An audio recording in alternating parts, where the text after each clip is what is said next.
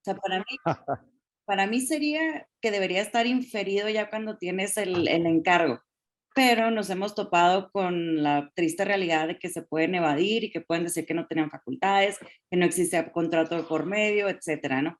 Entonces, para evitarte cualquier dolor de cabeza, mi recomendación es sí, se lean en su contrato de prestación de servicios en el que se contemple que se le va a otorgar un mandato y se le otorga un mandato especial, o sea, nada más para que realice el encargo de los trámites de comercio exterior, sin que tenga facultades de dominio ni nada de eso, o sea, nada más para lo que le Sí, compete. De sí, manera porque que, yo la duda era porque en la ley aduanera te dice que hagas un encargo, lo haces vía electrónica en el portal del SAT y con eso él ya queda facultado para realizar el despacho aduanero, ya hace el despacho de las mercancías.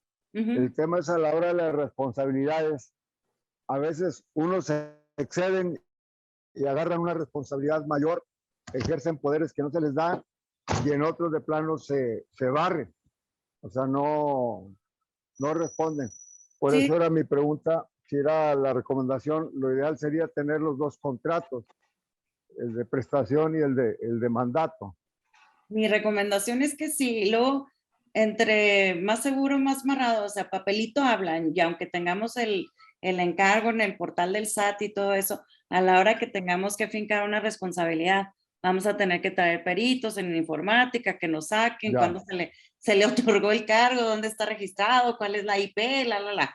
Entonces, yo ya. creo que te quitaría más dolores de cabeza. A lo mejor te cuesta un poquito más, pero desde un inicio tener No, los dos pues más contratos. marrado. Ajá, Así es. sí. Sí, ese era el tema. Muy Muy bien. bien. Muchas gracias, muy amable. No, con gusto. Cualquier pregunta, levanten la mano o interrúmpanme, ¿eh? Sí, Porque les buen digo, qué día. bueno que la teoría no nos gusta a todos. Esto es lo que enriquece, el intercambio de experiencias. Sí, buen día, Román de León. Buen día. Eh, Dos preguntas. Una con el SIGER. Cuando uno trata de hacer, o no sé si todavía salga un mensaje en la página del SAT, que cuando quiere hacer una cita para, por ejemplo, dar de alta a una persona moral, te preguntan que si estás inscrito en el SIGER, porque sería más fácil. Pero yo me metí un poquito ahí, pues yo veo que nada más es registrar, pero no te facilita otros tipos de trámites, ¿o sí? Es nomás por lo que comentan de la rapidez de que quede en el registro. En el SIGER únicamente vas a tener personas morales y lo que te puede arrojar para que tú puedas acelerar tu trámite, tal vez en el SAT, es el folio mercantil electrónico. Sí, Pero fuera de eso, es pues, todo lo normal, ¿no? ajá, o sea, no sé cómo el SIGER puede acelerar tu trámite ante el SAT. Pues no, ¿verdad? No. Pero ahí sale un mensaje, algo así, ¿verdad? Que dice, A lo mejor porque pueden hacer cruce de información digital y ah, ya no tienen que revisar, ya ves que a veces o tienes ya que no subir tengo los que darle poderes. copias ni nada, ahí está en el SIGER, ellos lo sacan, ¿verdad? Ujú, sí. Y la segunda pregunta es, viendo las características de los mandatos, hay un tipo que se llama con carácter irrevocable para el caso de que fallezca el mandante, Andante. el mandante. Y obviamente pues debe ser sobre algo específico, ¿verdad? O sea, no un poder general, sino un Es que sobre te me sus adelantaste una bienes o algo cadena. porque está ligado a un compromiso ya, algo así. Y la otra es que en el estado de Coahuila, por ejemplo, hace 3 años modificaron a que todos los mandatos duran nada más 3 años. No sé cómo está en más estado, ¿verdad? Pero aquí en Nuevo León no existe eso. En Coahuila acaban de poner, digo, se acaban de vencer porque hace 3 años se puso y todos los que tuvieran mandatos anteriores, pues caducaron ahora en julio, ¿no? Les voy a mandar, esta se me olvidó traerla, les voy a mandar la lista de la duración de los mandatos por estado, porque no nomás fue en Coahuila, hay en varios, Ajá. en Ciudad de México, en Jalisco, entonces, dependiendo del estado, hay que verificar la fecha en la que se otorgó el poder para ver qué acto está realizando y ver si sí está vigente o no todavía. Bueno, muy bien. Y el irrevocable sí es válido, o sea, no lo puede, siempre el mandante puede revocarlo cuando quiera, ¿verdad? Sí, Eso es una característica de que cuando fallezca, ¿verdad? sí. Sigue el El mandatario. mandato irrevocable para después de la muerte significa que ya tienes una obligación previa. Entonces, ese mandato se le otorga al mandatario para que si fallece el mandatario pueda dar cumplimiento a esa obligación que ya había adquirido anteriormente el mandante. sin que tenga que meterse todo el tema de la sucesión. Exactamente. Ok. Sí, Sí. gracias. De nada. ¿En qué iba? En bilateral. Bueno, principal o accesorio, voy rapidísimo con esto porque está más padre platicar con ustedes. Principal porque básicamente pues no necesita de ningún otro contrato para existir, aunque pues hay algunos contratos que, como el que comentaba ahorita Víctor, ¿no? O sea, que es el contrato de prestación de servicios del agente aduanal, al que le vamos a tener que dar facultades, ¿no? En ese tipo de acciones podría considerarse accesorio. Y les comentaba también que pues generalmente es formal en oposición a consensual. El consensual es verbal, únicamente cuando el monto del asunto es menor a 50 UMAS puede ser verbal, y si no, bueno, pues los demás tienen que ser por escrito. Y ahorita vamos a ver más adelante para qué actos en específico tiene que otorgarse por escrito. Mi recomendación como abogada y lo que yo he visto últimamente es que cuando estemos hablando de personas morales, independientemente de que salga más barato otorgar cartas poder ratificadas ante notario, es que siempre los otorgan en escritura pública. ¿Por qué? Porque así ya no se encuentran con pedritas en el camino con las autoridades. Y ahorita, pues, ustedes deben saber mejor que nadie, ¿no? Para la tramitación o la renovación de la firma electrónica avanzada ante el SAT. Si tú eres una persona moral, no puedes comparecer con una carta poder ratificada ante notario, independientemente de que tengas facultades de administración o facultades de dominio. Para el SAT no es válida según la miscelánea fiscal. Entonces, ¿qué hace el SAT? Te dice, bueno, pues regrésate y que este poder te lo den en escritura. Entonces, al final del día, a la larga, les va a salir en tiempos, digámoslo así, más barato tener sus poderes otorgados en escritura pública en lugar de tenerlos otorgados en cartas poder ratificadas ante notario. Melissa, ¿te puedes cambiar de Filmina, por favor? Ay, me falta una, ¿no, Melissa? La de los tipos de mandatos. Acá está, especies. Bueno, nos vamos a las especies y luego nos regresamos a los artículos que son importantes para ustedes y para nosotros en lo que tiene que ver con el otorgamiento de poder. Yo tengo un comentario, lo que pasa es que me está apareciendo aquí un mensajito que dice la tecla block my use está activada. Ya le piqué a la tecla y no se elimina. Se me hace que es del anfitrión. No sé. No, pues digo, igual ahorita eso no nos afecta, Toño. Yo creo que podemos Es que continuar así. No puedo ver bien. Bueno, no. Si le pones escape, ponle escape, a lo mejor con eso se quita. No se quitó. Bueno, está bien. Me declaro incompetente para la tecnología. Sí. Bueno, los tipos las especies de los poderes que existen en la legislación civil. Básicamente ustedes la que van a aplicar es la legislación civil de Nuevo León y la legislación civil federal, que son los códigos civiles. Y tenemos pues dos tipos, bueno, 1, 2, 3, 4, 6 tipos de especies, ¿no? La primera es representativo y sin representación. El representativo es básicamente cuando todo el mundo sabe que Leonora está actuando en nombre y representación de Consultoría Legal Empresarial SC, que ella es directora y tiene facultades para firmar títulos de crédito, para firmar contratos, para asistir a las asambleas de los organismos de los que la sociedad es parte, etcétera, ¿no? Todo el mundo sabe que yo soy la representante legal. Pero también hay unos mandatos que son sin representación, y en estos mandatos básicamente pues está compareciendo en nombre y cuenta de alguien, pero los terceros no saben realmente a quién está representando la persona, ¿no? Les llaman los mandatos ocultos, realmente no son muy comunes, pero pudieran existir. Y luego tenemos los mandatos generales y los especiales. Los mandatos generales, y ahorita en la siguiente filmina vamos a ver por qué, son los que no tienen alguna condición per se, ¿no? O sea, todas las facultades otorgadas para pleitos y cobranzas, para actos de administración, para actos de dominio, que no tengan alguna limitación o que no tengan una especificación general o especial, perdón, se consideran como generales. Pero si otorgamos un poder que tenga alguna limitación, por ejemplo, se otorgan facultades de administración topada a 5 millones de pesos, ahí ya estaríamos hablando de un mandato especial, porque ya tiene una limitante, ya tiene una condición.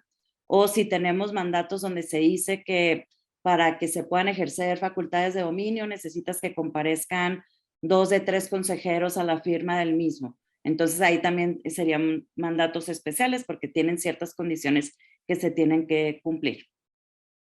Eleonora, tenemos... una pregunta, perdón.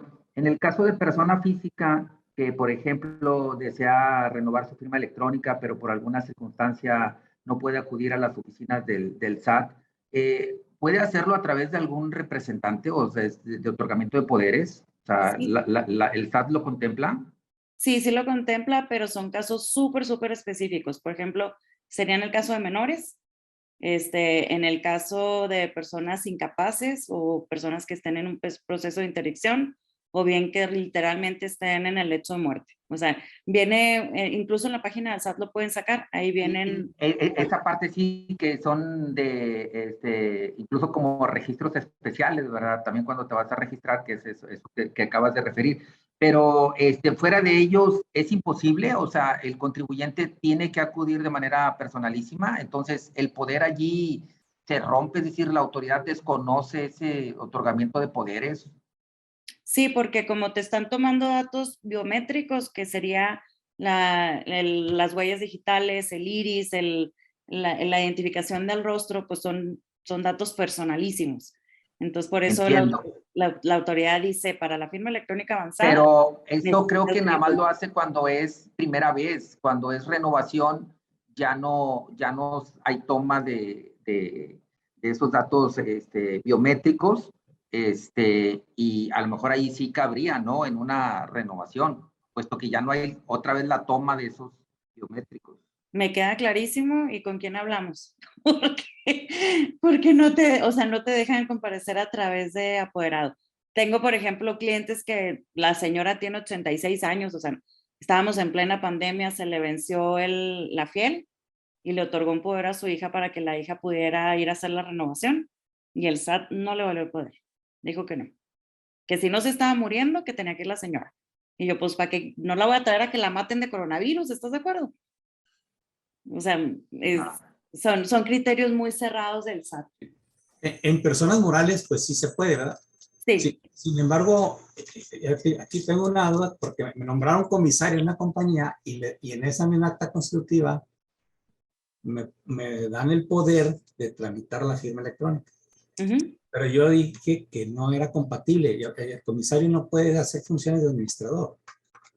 Entonces, sí puedo sacarla de la persona moral, pero queda ligado mi nombre ahí. Sí, como representante legal. Por esa persona moral estaría firmándolo el comisario. Entonces, se contrapone con las disposiciones legales, ¿verdad? Pues en lo que está mal ahí fue la designación. O sea, si no se hubiera hecho la designación de comisario, si hubiera podido hacer el trámite ante el SAT. Sí, ¿verdad? O sea, ahí como que se equivocó el notario. O sea, siendo comisario, no puedo ser el apoderado para tramitar la firma, ¿verdad? Sí, sí, Así sí. es. Y muchas veces también en las mismas constitutivas, generalmente al presidente del consejo y al secretario, se les otorgan estas facultades para tramitar la fiel. Pero pues aquí se les fue, porque sí, los comisarios tienen, por el mismo hecho de que están vigilando los actos del órgano de administración, pues tienen limitantes. Así es, gracias. Oye, De nada. y ahorita, digo, en eso que comentaba Román, o sea, suponiendo, Román ahí podría decir, oye, al final, pues yo escojo uno de los dos, es decir, o sea, yo no quiero los poderes para la firma electrónica, o yo no quiero ser comisario, o sea, por el hecho de que se contrapone una cosa y otra, o sea, que pudiera renunciar a uno de los dos y dejarlo por escrito. Sí, pero el tema es que vas a tener que otorgar otro poder, porque en la escritura constitutiva ya está designado como comisario y ya se le otorgaron las facultades para hacer el trámite ante el SAT. Entonces el SAT lo va a ver y le va a brincar.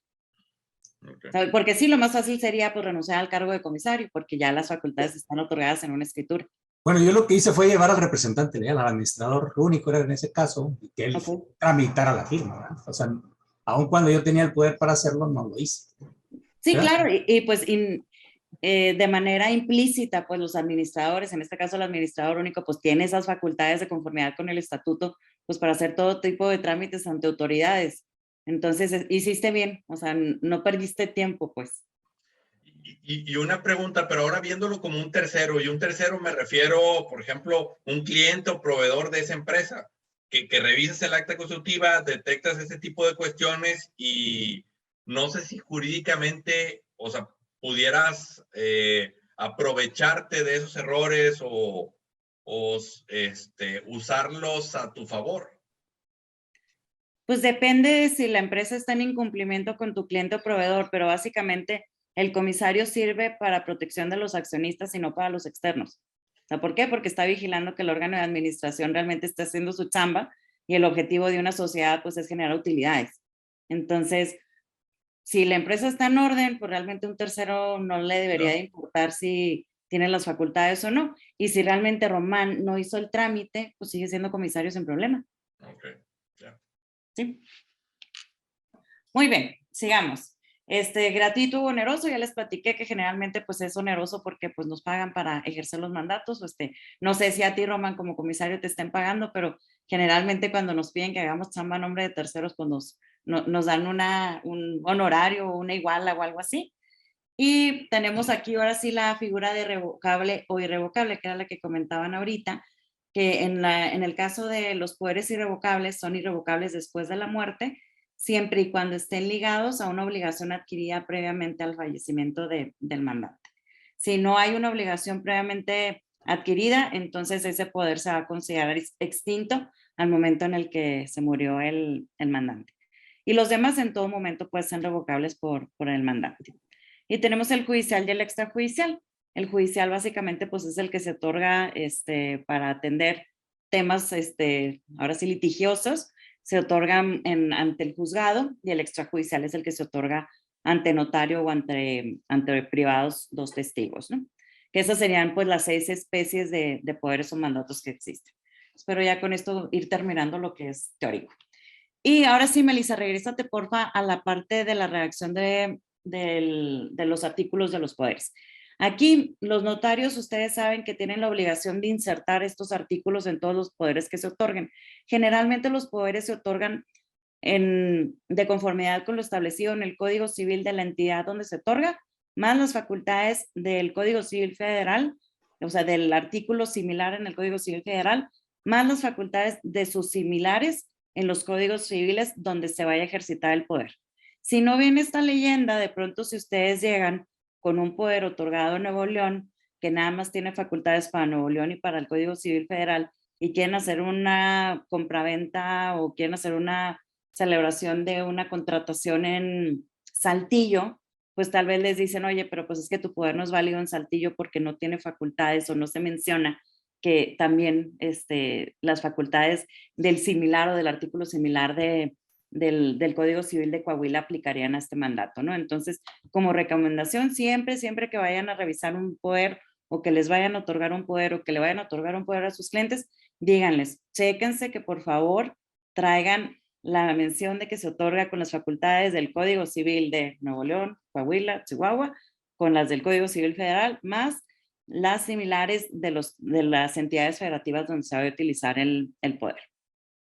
Y ahorita que estábamos viendo los poderes generales y los especiales, aquí básicamente el Código Civil de Nuevo León dice que en todos los poderes generales para pleitos y cobranzas, bastará que siga que se otorga con todas las facultades generales y las especiales que requieran cláusula especial conforme a la ley para que se entiendan conferidas sin limitación alguna.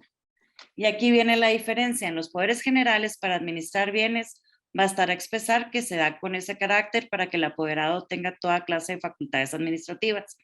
En los poderes generales para ejercer actos de dominio, bastará que se den con ese carácter para que el apoderado tenga todas las facultades de dueño, tanto en lo relativo a los bienes como para hacer toda clase de gestiones a fin de defenderlos.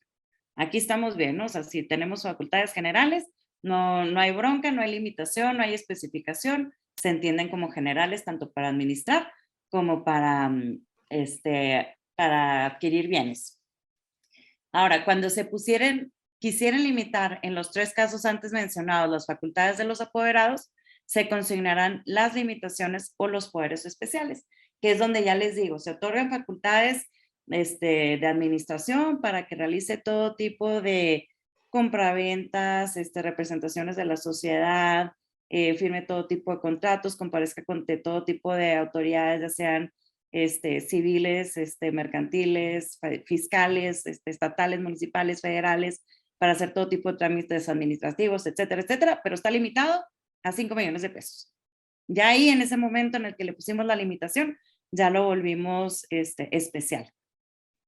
Igual cuando les digo, nos piden 2 de 3 firmas de consejo, o cuando de pronto se tiene que aprobar, ya sea por la asamblea, por el consejo de administración, la celebración de ciertos actos. O sea, en ese momento vuelven los poderes especiales en lugar de generales.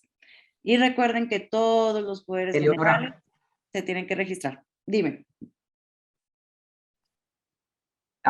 Oye, ¿qué hay de señalar un plazo en el otorgamiento de poderes? Porque creo que en ciertas entidades federativas los poderes tienen un plazo máximo, ¿no? Y se tienen que volver a ratificar de 5 años, 8 años, etcétera, ¿no? Sí. Creo que, por ejemplo, Coahuila tiene, o sea, una fecha fatal. Entonces, a veces uno por desconocimiento, oye, pues viene alguien de esa región y ves un poder de hace 15 años y dices, bueno, pues tiene validez, pero ya fue superado, ¿verdad?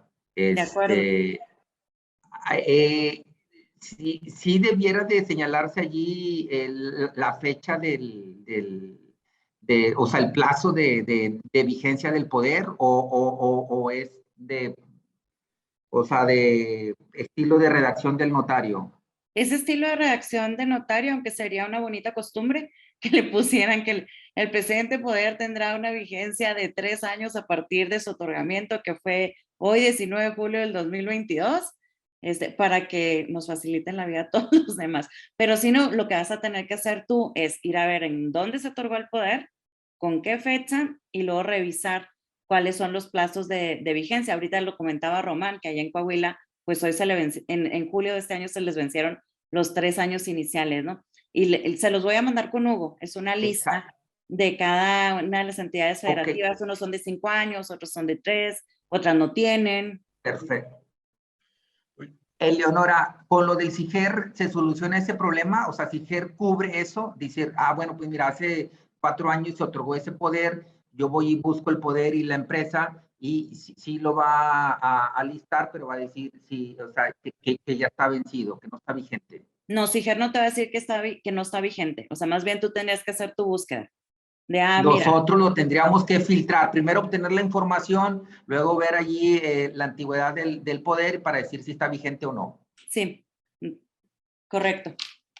Una pregunta ahorita que mencionabas, los contratos, digo, los mandatos especiales, ¿pueden ser condicionales? Y condicionales me refiero a decir, oye, si se hacen negocios en Tamaulipas, se le otorga a Luis Padrón para que él se encargue de que tenga poderes de dominio en temas de Tamaulipas. Si es en Chihuahua, Eleonora, si es en Nuevo León, a Hugo, o sea, que ya desde antes que se realice el hecho, ya esté condicionado a que, en este caso, el lugar geográfico le otorgue poderes a determinada persona.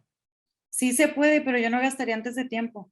O sea, mejor ya que tengas el negocio, porque si no, pues vas a gastar en notario y al final del día, si no se hace el negocio, pues ya gastaste en 3 poderes, uno para Chihuahua, uno para Nuevo León y otro para Coahuila. Pero sí se puede, sí se le pueden poner condiciones. Ya, ok. O te caducan para cuando ya ibas a hacer el negocio. También puede ser.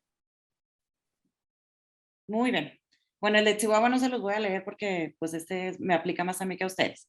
Pero pues básicamente sí entienden la diferencia entre lo que es general y especial. Y lo que sí es súper importante que chequen es que este artículo sí está inserto tanto en las ratificaciones como en las escrituras que se les otorguen ante notario público. Si este artículo no viene, tienen una afectación de forma y por lo tanto pudieran tener una nulidad no solo del poder, sino de los actos que hayan realizado con el poder.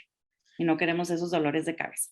Y pues está aquí muy claro, ¿no? Los notarios insertarán este artículo en los testimonios de los poderes que otorguen. Y supongamos que lo insertan, pero que lo insertan con errores, y errores me refiero a lo mejor en el número de artículo, que un párrafo no lo incluyan, ese tipo de cuestiones, ¿caeríamos en el mismo escenario que comentas? Sí, pero le puedes pedir al notario que haga una nota aclarativa y que corrija esto. No. Ya si con la nota aclarativa no te lo acepta CIGER, entonces tendría que hacer una escritura complementaria en la que se corrija el error. Eleonora, ¿qué recomiendas tú cuando, por ejemplo, estamos en el año 2.5 y se firma un contrato, que es un contrato por 5 años, y ese representante legal o apoderado ya no lo va a hacer en el año 4? ¿recomiendas actualizar el contrato o dices no, tuvo competencia en su momento y aun cuando ya está rebasado y esta persona ya no es el firmante con las facultades, no hay más que hacer, o recomiendas meterle alguna adenda y que haya una ratificación por el nuevo apoderado legal? Tu contrato sigue siendo válido, independientemente de que el apoderado ya no esté, porque a final de cuentas quien celebró el contrato fue la empresa, no fue Eleonora González de nombre, o sea, no fue Eleonora González, sino Eleonora González de nombre de la empresa. Si Eleonora ya no está y ahora es Luis Padrón el que tiene el poder, el contrato sigue siendo válido. Si después hay que hacer una renovación, entonces ya pues se hace el adendum, como dices tú, o se hace el convenio modificatorio, o se hace un nuevo contrato ya con tus facultades. Pero el hecho de que hayan removido a un administrador o a un apoderado no le quita validez a los contratos o a los actos previamente realizados. Eleonora, ¿y qué pasa, por ejemplo, cuando ahorita, bueno, pues muchos contratos y demás son firmados de manera electrónica, ¿verdad? Y esta persona, el administrador único, ya salió de la compañía, pero electrónicamente no se ha actualizado nada, es decir, él sigue siendo el administrador único, sigue teniendo o el apoderado legal de la empresa, y electrónicamente se siguen firmando documentos sin su consentimiento real, ¿verdad? Porque no requiere la firma autógrafa. ¿Cómo saber esa persona que ya salió de la compañía, que en su nombre se siguen firmando documentos? Que era lo que la vez pasada yo reflexionaba, ¿verdad? Que no hay un registro público de contratos, y ahorita se convierte en un riesgo tremendo el robo de identidad digital, pues ahora sí que de esa firma electrónica. O sea, ¿cómo controlarla, Eleonora, en esos casos donde, pues, si así me nombran sin apoderado, me nombran comisario, y ahora con la firma digital, pues en ausencia de mi nombre, alguien con la firma, pues se pone a diestra y siniestra a firmar contratos y demás sin mi consentimiento real, ¿no? Ahí, ¿cómo poderse cubrir? Primero que nada, te voy a preguntar con qué firma electrónica están firmando, ¿con la Fiel?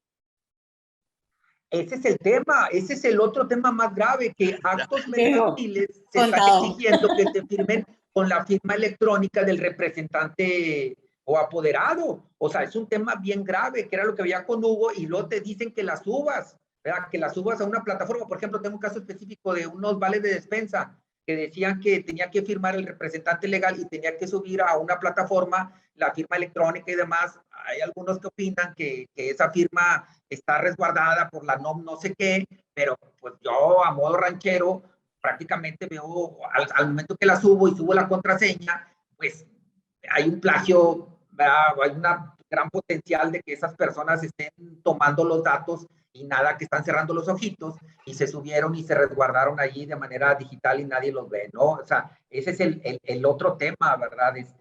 Cómo poderse cubrir, porque pues, estamos hablando de los poderes, pero con la firma autógrafa, que medio tratas de cuidarte, pero ya con la firma digital, porque tendría los alcances para firmar digitalmente, ¿no, Leonora? Al otorgar estos poderes, los entregas de manera amplia, bajo firma autógrafa o digital, ¿no?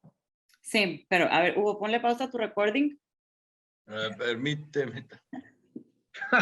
Bueno, Hugo. Realmente sí te aseguran que las firmas digitales pues estén encriptadas, que estén cuidadas y todo eso. Si tú utilizas un DocuSign, a lo mejor pudieras tener cierta protección, pero hay otros como el Novum Legal, por ejemplo, que ya sabemos que están probadas, que son las firmas realmente identificables con el usuario. Por ejemplo, yo tengo de esas. Entonces ahí ya no habría tanto tema que lo firmes digital, pero sí tendrías que sacar a nombre, por ejemplo, de la empresa de tu cliente, las firmas, y al final del día que pues esta representación legal esté ligada a la firma. Si no, hiciste bien, o sea, ¿sabes qué? Pues a lo mejor a mí todavía no me encanta todo el tema digital porque no estoy segura que vayas a poder darle esa protección a mis datos personales, a mis datos sensibles, a mi Fiel, pues sí, mi cadenita de mi key, todo eso. Entonces te lo firmo ranchero, como dices tú. Y, por ejemplo, hay otra forma también donde nosotros estamos firmando muchos contratos sin darnos cuenta cuando autorizamos términos y condiciones. Nosotros nos metemos a iTunes, aceptamos un contrato de licencia y ni sabemos a qué nos comprometimos. Igual con Corner Shop, con Uber, con Didi. Entonces, pues nomás que sepamos que ya estamos en esta era digital y que a final de cuentas, a lo mejor nosotros no vimos al otro lado y no sabemos que vamos a tener que pelear con Apple Inc. en California y que el contrato que firmamos a lo mejor no tuvimos la precaución de ver si realmente sí estaba autorizado por alguna autoridad de comercio tipo la Profeco en Estados Unidos. Ya estamos obligados nosotros a una cuenta, ¿no? Y si nos violan o nos roban o nos clonan la tarjeta, nos vamos a tener que ir a pelear a California y ni sabemos. Entonces, pues nomás, digo, me gustó tu recomendación de si tú te sientes inseguro, pues sí, hazlo a la antigüita, papelito habla, y no compartimos firmas digitales. Y si no, pues hay que irnos familiarizando también con estas firmas que les digo, ya están autorizadas por la Comisión Nacional, o sea, que ya, que estas sí realmente están reconocidas como, pues como empresas que sí certifican que estén llegando estas firmas electrónicas a los destinatarios correctos. Bueno, una duda aquí, es que comentaste ahí de DocuSign, ¿no? Sí. DocuSign no es una firma, no usamos la fiel, sino que Es otra. es nuestra firma autógrafa, ¿verdad? Sí, exacto. Y el DocuSign, por ejemplo, en Quizor hay veces que nos va bien y hay veces que nos va muy mal. Entonces, por eso a mí me gustan más las que sí están autorizadas ya oficialmente para evitar tener este tipo de, digámosle, interpretación por las autoridades de, oye, pues sabes que pues, no es un contrato, porque al final de cuentas no tienes una firma autógrafa como tal.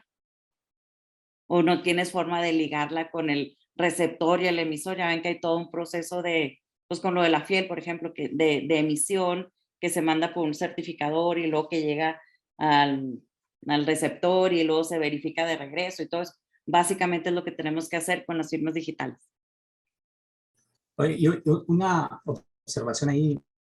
Veo que la diferencia entre el Código Civil de Chihuahua y Nuevo León, tratándose de facultades de actos de dominio, en caso de actos gratuitos es necesaria la autorización del mandante en Chihuahua, en Nuevo León no. O sea, yo puedo donar un bien teniendo un poder general de dominio. ¿Sí? Sí, Y en Chihuahua no, te necesito aparte una autorización del mandante.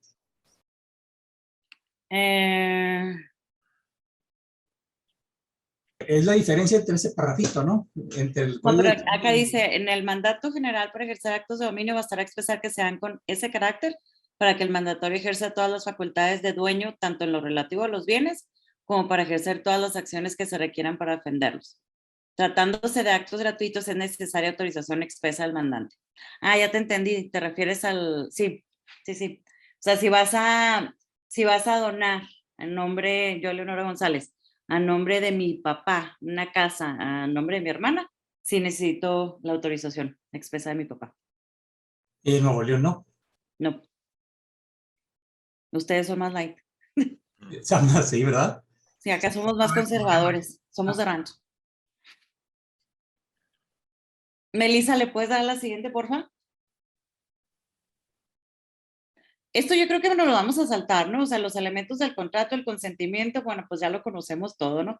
Puede ser verbal o puede ser, o sea, bueno, puede ser expreso o puede ser tácito. El expreso es verbal, por escrito, por medios inequívocos, cuando le ponen checa los términos y condiciones y todo eso. Y el implícito básicamente es cuando no has dicho que sí, pero estás actuando como si sí lo hubieras aceptado, ¿no? De, oye, Hugo, te compro tu iPad en 2,000 pesos. Me dice Hugo que sí, o sea, Hugo no me contesta, yo le deposito los 2,000 pesos y me llega el iPad por paquetería. Pues entendió que no necesitamos tener ninguna comunicación, pero los dos como que queríamos estar obligados, ¿no? O sea, ese sería un cuasicontrato, ¿no? Porque la diferencia entre un cuasicontrato y un contrato es que en el cuasicontrato no hay acuerdo de voluntades y en el contrato sí. O sea, en el cuasicontrato se da por hecho, ¿no? De que la otra persona aceptó el cargo sin Sí. su consentimiento. No, bueno, aquí sí sería con consentimiento, porque los dos estamos actuando como si quisiéramos estar obligados, ¿verdad? Yo estoy depositando los 2,000 pesos y él está mandando por paquetería el iPad. Ese sería un contrato tácito. Ajá. O sea, es como cuando, por ejemplo, voy al 7 y voy y compro una coca, pues, y pago, o sea, ahí se da el contrato. Exacto, o sea, no necesitas tener todo un papelito que diga que celebraste un contrato de compraventa por una Coca Light de 18 pesos pues es tácito, es inmediato, ¿no? Y en el objeto, pues tenemos dos tipos de objetos, ¿no? Tenemos el directo y el indirecto. Y básicamente, pues el objeto directo es la obligación de ejecutar en nombre y cuenta del mandante las actividades que se le encomienden. El indirecto, pues son las consecuencias, ¿no? Los actos indirectos que se tienen que realizar en cumplimiento del objeto directo como tal. Pero esto les digo, esto es más teórico. Y los elementos de validez, aquí nomás usamos dos, porque son más, están los vicios del consentimiento, está la legalidad y todo eso, pero me quise enfocar en dos. Uno es la capacidad, que básicamente la capacidad en los poderes sí es muy importante, sobre todo cuando estamos hablando de personas morales, porque tenemos que saber quién está otorgando el poder. El órgano máximo de una sociedad, pues es la asamblea, ¿no? Entonces, cuando se constituye una sociedad, generalmente se dice cómo va a estar la administración, ya sea que sea un administrador único o bien que sea un consejo. Eso no quiere decir que la asamblea no pueda otorgar poderes a la par, pues, o sea, la asamblea, siendo el órgano máximo de la sociedad, en cualquier momento puede decidir que independientemente de que tenga un consejo de administración, a Juan, a Laura y a Mirna les quiero otorgar facultades para realizar todo tipo de trámites de comercio exterior, de aduanas, ante el SAT, IMSS, Infonavit, todo lo que sea fiscal. Y puede decidir que a Laura, a Carlos y a Román les va a otorgar todo tipo de facultades para administración en materia laboral y para pleitos y cobranzas en materia laboral. Y puede decidir también que a Reinaldo y a Luis se les van a otorgar todo tipo de facultades para actos de dominio, para que ellos empiecen a desarrollar, a mapear, a comprar terrenos, edificios, etcétera, ¿no? Entonces, nada más sí es muy importante que sepan, ¿no? O sea, cuáles son las facultades que la asamblea tiene como tal, como dueño de la empresa, cuáles se bajaron al órgano de administración y a los apoderados, y ver si dentro de esas facultades los apoderados realmente tienen las facultades para realizar el acto o el contrato para el que se les está encomendando el poder. Y si no lo tienen, pues entonces va a tener que decir, sabes que yo no puedo firmar esto, necesito subirlo ya sea a consejo para que el consejo celebre una junta de consejo donde se otorguen las facultades necesarias, o bien a la asamblea para que la asamblea también otorgue esas facultades, o bien si hay un integrante del órgano de administración, generalmente es el presidente, que tiene las mismas facultades que el consejo en pleno, entonces que el presidente otorgue un poder, o sea, quien firme el contrato. O sea, el tema de la capacidad sí es importante porque es de las cosas que nosotros revisamos. A mí me llega una demanda y lo primero que voy a ver es, a ver, ¿es persona física o es persona moral? No, pues que es persona moral. Ok, ¿quién está firmando? No, bueno, pues que está firmando Rosa María en su calidad de apoderada legal. A ver, vamos a ver cuáles son las facultades de Rosa María. No, pues sí, Rosa María tenía facultades para pleitos y cobranzas de actos de administración. Muy bien. ¿Quién está representando como abogado? Porque acuérdense que ya por ley necesitamos presentar nuestra cédula y únicamente los trámites litigiosos los tienen que llevar los abogados. ¿Quién está representando a la empresa? No, pues que está representando a la Leonora.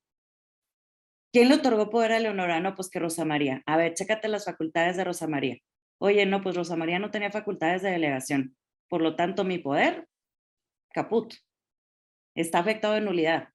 Porque Rosa María está excediendo sus facultades. Porque ella no tenía facultades de delegación. Eso quiere decir que ella no puede otorgarle a alguien más el cúmulo de facultades que ella tiene. Entonces, Leonora, ¿y qué responsabilidad lleva el notario allí por la falta de pericia al momento de redactar ese poder que no cumplía con los requisitos? O sea, ¿no tiene responsabilidad el notario? pues no, ¿por qué le vas Pero se a supone que el trasladar? notario es un perito especializado, ¿verdad? Y para redactar y o sea, pasó por ciertos exámenes y demás, porque entonces, pues el señor puede hacer y deshacer, ¿no? Entonces, debe de tener una responsabilidad solidaria. Así es. Imagínate, sus actos tienen que estar, o sea, pues es lo que él verifica, ¿no? La validez de la representación y demás. Entonces, ahora sí que estaríamos, pues, ante, yo no sé cuál sería la función entonces del notario, ¿no? Si no es, revisar eso. Yo sé que trae vicios, pero si a todas luces el notario se prestó para ese tipo de cosas, pues tendría que traer una responsabilidad o no tiene responsabilidad. Pues, es que, digo, los notarios ven N cantidad de documentos al día, ¿no? Y ni siquiera los ven ellos, o sea, los ven su equipo de trabajo. Entonces, muchas veces ya les llegan literal con la redacción de quiero poner así. O sea, no te estoy preguntando si está bien, si está mal. Entonces, sí tienen que revisar evidentemente cuando hacen las legales existencias en calidad de que se está otorgando el poder. Y a lo mejor ahí, pues en esa revisión de la legal existencia les brota, ¿no? Que no hay facultades de delegación. Pero me ha tocado, por ejemplo, en ciertos casos que sí tenía facultades de delegación, pero no traía la mención de que a la hora que se delegara el poder, conservaba las facultades otorgadas a quien está otorgando el poder, porque eso es muy importante. O sea, si a mí, Eleonora González, me otorgan un poder para pleitos y cobranzas, actos de administración y actos de dominio con facultades de delegar, y en estas facultades de delegación dice que las puedo delegar conservando mis mismas facultades, pues no hay tema, pero si no viene y yo le delego mis facultades a Ricardo, entonces en el momento en el que yo estoy delegando mis facultades, yo ya perdí las mías.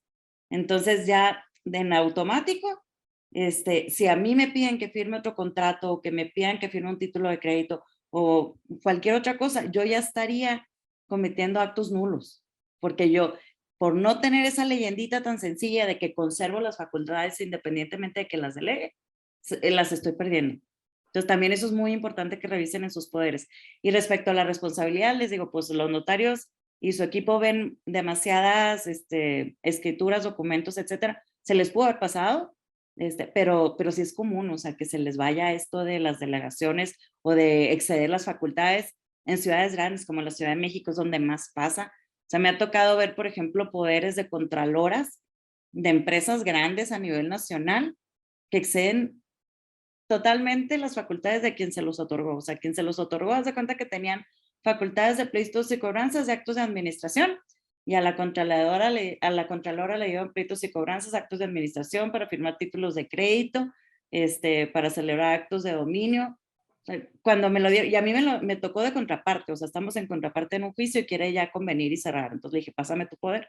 Cuando Eleonora, lo vi, le dije, regrésate a ver todos tus actos, desde que tienes este poder.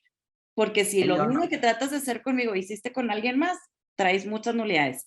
Ahora sí, dime. Sí, y en esa cadena de poderes, ¿no? Donde Juan le otorga poderes a Pedro y Pedro a Marta, pero luego le revocan los poderes a Pedro, el que estaba intermedio, en automático, el último en la cadena de poderes, ¿también los pierde o los mantiene? Los mantiene. Porque, insisto, o sea, quien está otorgando el poder es la empresa, lo hace a través de Pedro, pero es la empresa. Sí, sabemos que Pedro y el último de la cadena traían malos manejos o lo que sea, lo que hay que hacer es revocarlos. Ya, entonces si un otorgante es removido, los de abajo permanecen independientemente de que él fue el que les otorgó los poderes, o sea, se sostienen, se mantienen. Sí, es correcto. Gracias. Muy bien. Antonio, ¿tenías algún comentario según yo? ¿Y alguien que no puede abrir la cámara? Sí, no puedo abrir la cámara. Pero eras tú, Antonio. Ok. Ya la abrió, ya. Ok. Es que pensé que querías preguntar o decir algo y yo. No, Okay. o sea, mi comentario era, como lo que dice el doctor Luis Padrón, lo que pasa es que estamos llevando derecho fiscal y ayer vimos, de hecho, el artículo 26 del Código Fiscal de la Federación, en donde habla de los responsables solidarios y habla de que tanto los fedatarios públicos como notarios son responsables solidarios, y ahorita más que nunca pues tienen más responsabilidad. No sé si esté correcto. Pues sí tienen, sobre todo todos aquellos notarios que ahorita ya tienen esta facultad un poco más limitada, pero todos los que podían tramitar el RFC desde la notaría y que podían tener acceso a descargar las constancias de situación fiscal de socios y accionistas para insertarlas en las escrituras. Y ahorita pues esas funciones han sido ya como retomadas por el SAT y ya los notarios no tienen tanta facultad de ayudarnos en esos trámites que son un poco engorrosos, sobre todo cuando no hay cita. Muy bien, de la formalidad lo que es importante que sepan es que, pues ya les había dicho que para que sea verbal se tiene que tener un interés menor a 50 UMAS. Si es superior a 50 UMAS, pues tiene que constar por escrito. Pero, pues básicamente mi recomendación, como les dije hace ratito, cuando estemos hablando de personas morales, es que todos los poderes que se otorguen, independientemente de que los esté otorgando, por ejemplo, el presidente del Consejo de Administración, a Luis o a Leonora o a Juan, que estén en la escritura pública, porque se pueden otorgar ante carta poder ratificada ante notario, pero a la larga les digo, pues ustedes ya lo han visto, o sea, por ejemplo, para el tema de la fiel, y para las renovaciones de la fiel, necesitas tener escritura pública forzosamente de acuerdo a la miscelánea, ¿no? También Eleonora, dime. perdón, o sea, el documento idóneo para aceptarlo es el original expedido por el notario o con una copia certificada por otra tercera notaría es suficiente. Sí, con la copia certificada. A mí no me gusta usar originales, sobre todo con el SAT. O sea, mis originales, hagan de cuenta, pido la copia, o sea, me dan la escritura, pido 2 copias certificadas, el original voy y lo meto al archivo intocable, y a menos de que ya se me hayan acabado las copias certificadas, porque hay forma de sacar copia certificada de la copia certificada, no lo vuelvo a tocar. O sea, los originales... O sea, también puedes sacar copias certificadas de la cosa, porque sí, porque tiene validez, ¿no? O sea, son equivalentes. Sí, exacto. Aunque por desconocimiento alguien quiere ver el documento original y, ¿verdad? Que viene ahí, pero tiene la misma validez la copia certificada. Sí, es correcto. Entonces, yo me manejo con puras copias certificadas. Les digo, los originales yo los guardo porque, pues no sé, luego suceden cosas. ¿Habrá, Eleonora, digitalmente una manera de exhibir a alguien de manera remota un poder que tuviera una equivalencia a que si te lo estoy exhibiendo de manera presencial? O sea, mira, aquí está donde yo te exhibí y demás, o sea, tipo digitalizado, tipo como la firma electrónica, ¿verdad? Que tiene un reconocimiento y bueno, pues lo que te estoy exhibiendo está viajando de manera digital y te firmo de manera digital, ¿es correcto? Para revisar los poderes, dices tú. Sí. Sí, pues, o sea, a mí me mandan, por ejemplo, los documentos digitalizados y yo hago mi cruce en SIGER. O sea, me meto luego al SIGER, ver qué empresa es, qué escritura es, qué acto se dio, qué facultades se otorgaron. Y si me cuadra la información que está en SIGER con el documento digital, ya no les pido que me lo manden en físico. Ahora, estoy viendo que por ahí que en SIGER, pues muchos actos no se registran ahí, ¿no? O sea, son... Es puro ciertos. comercio. Puro comercio. Sí, pero por ejemplo, una compraventa de acciones no cae ahí en SIGER. Pues la compraventa de acciones tal vez no, pero ya es que tienes que publicar tu estructura accionaria tanto en SIGER, o sea, bueno, tanto en economía como en el SAT. Entonces te va a brincar de alguna u otra forma los movimientos que se sacaron. Y luego dependiendo también del estatuto social, hay algunas escrituras que dicen que cuando se va a hacer una compraventa de acciones se tiene que aprobar por la asamblea. Entonces, pues cuando tienes ese tipo de candados también se tiene que protocolizar en ciertos casos. Ok, porque estoy viendo que tampoco el aumento y disminución de capital variable tampoco aparece en SIGER, solamente el capital fijo. Sí, porque al Entonces, final del día ya es que el aumento de capital variable puede ser en la asamblea ordinaria y las asambleas ordinarias exacto, no tienen la obligación de no tiene que protocolizarlas. protocolizarse. Entonces, todo Es lo que está correcto. protocolizado de comercio lo vas a ver en SIGER. Ya, ok, gracias. Muy bien. Entonces, bueno, mi recomendación de los poderes por escrito, y les digo, pues en escritura pública, puede ser también carta poder ratificada ante notario, o puede ser carta simple otorgada ante testigos. Generalmente para acudir a las asambleas, por ejemplo, otorgamos estas cartas simples, ¿no? De yo le otorgo a Luis Padrón un poder para que a mi nombre y representación comparezca a la asamblea general ordinaria de accionistas de Chachitos Ricos de Chihuahua S.A.S.B., y en mi nombre y representación dé su voto en la manera que él considere prudente. Listo, o sea, ese tipo de cartas poder sí nos sirve para actos privados. ¿Qué hay que agregar? Pues la identificación de Luis Padrón, mi identificación, ¿para qué? Para que se coteje contra el título de acciones y se emita la constancia de asistencia. Melissa, ¿le puedes dar a la que sigue, por favor?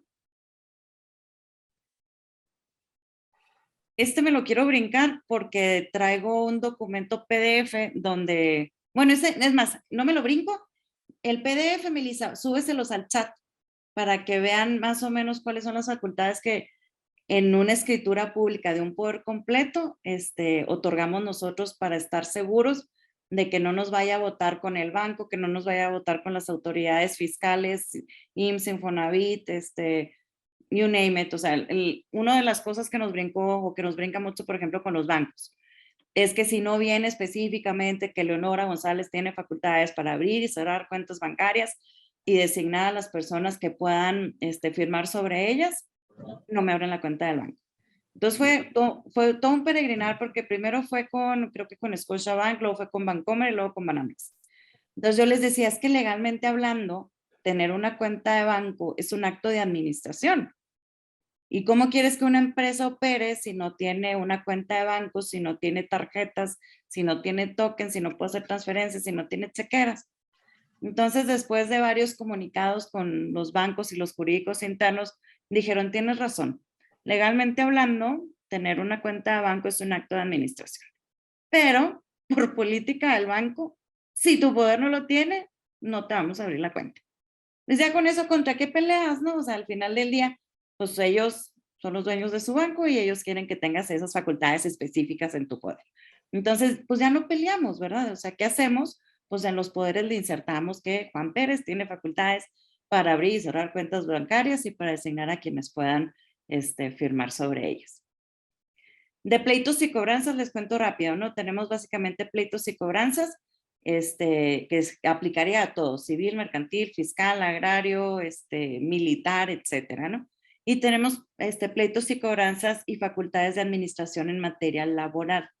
En materia laboral, para que se pueda convenir, que esto a lo mejor cambia, acá en Chihuahua entramos en octubre ya con juzgados laborales, ya cambia la redacción que tengamos que tener para poder cerrar o para poder contratar o para poder liquidar a ciertos empleados o hacer los convenios en la Junta de Conciliación y Arbitraje, te piden facultades de administración en materia laboral.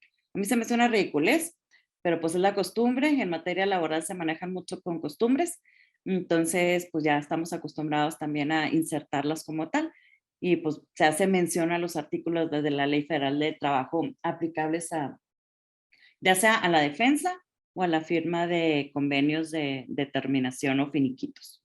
Por ejemplo, ahorita que mencionas lo laboral, por ejemplo, en el tema de contratos colectivos, ya ves que el patrón firma un convenio con el sindicato, o sea, que es el contrato colectivo del trabajo. Entonces vamos a decir que el representante legal no está, anda de viaje o se enfermó, lo que sea, le dio COVID, y resulta que el representante legal le da un poder a, no sé, al gerente de recursos humanos,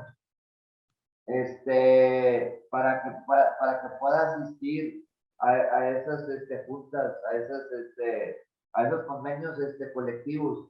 ¿Sí se puede o no? Sí. O tiene que ser a través de un notario Mi recomendación, sobre todo si estás hablando de sindicatos, es que si lo hagas a través de un notario, porque al final del día pues estás delegando las facultades, pero si el representante legal, por ejemplo, anda afuera, tendríamos que ver dónde anda, ¿no?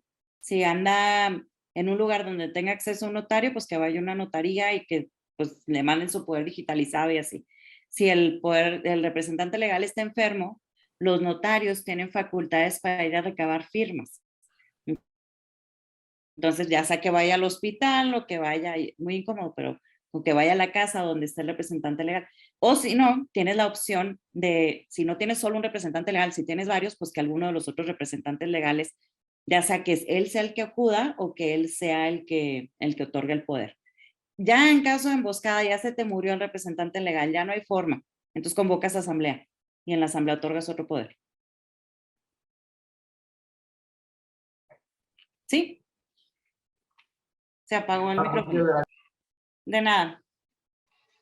Entonces, bueno, les digo, las facultades más comunes, las siguientes son pues las facultades para actos de administración, pues que implica básicamente lo que es la operación de la sociedad per se, ¿no? Compras, ventas, contratos, servicios, agua, luz, teléfono, etcétera.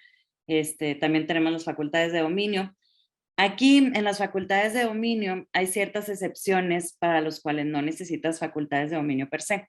Por ejemplo, si mi empresa se dedica a comprar y vender tornillos y fabricación de tornillos y martillos y todo lo que tenga que ver con ferreterías. Entonces, si dentro de mi objeto yo tengo la compra-venta de todo tipo de maquinaria, ensambladora, transformadora, hornos, etcétera, para la elaboración, fabricación de martillos, clavos, tornillos,